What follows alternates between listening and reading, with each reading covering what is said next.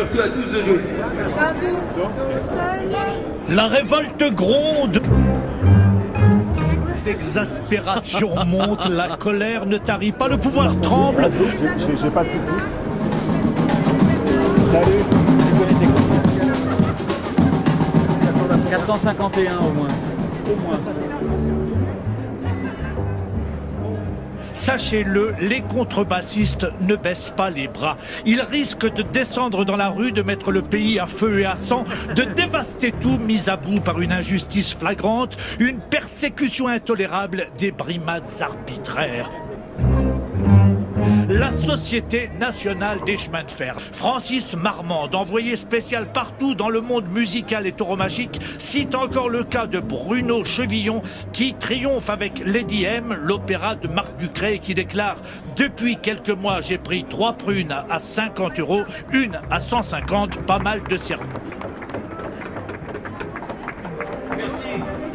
Donc, pour ceux qui ne le savent pas, on est en concert dans la gare pour avoir le droit de monter dans les trains, d'aller travailler en train comme tout le monde, avec nos instruments comme les autres musiciens.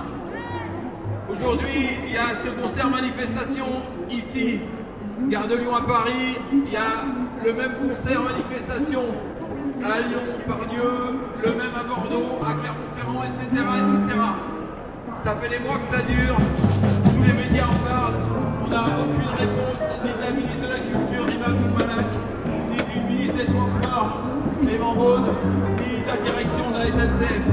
Dans tous les pays d'Europe, les musiciens montent avec leur contrebasse dans le train pour aller travailler, sauf en France.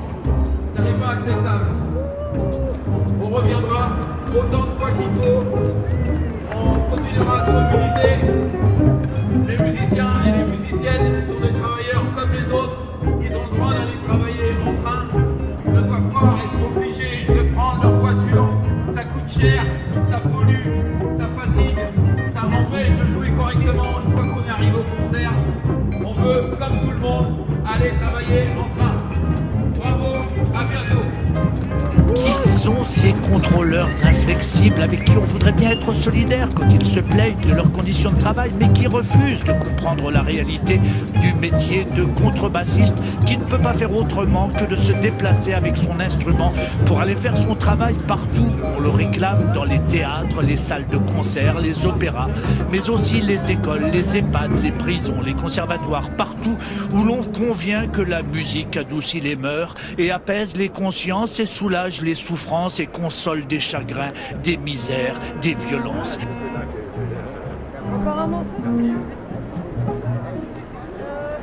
On va faire la marche du maître.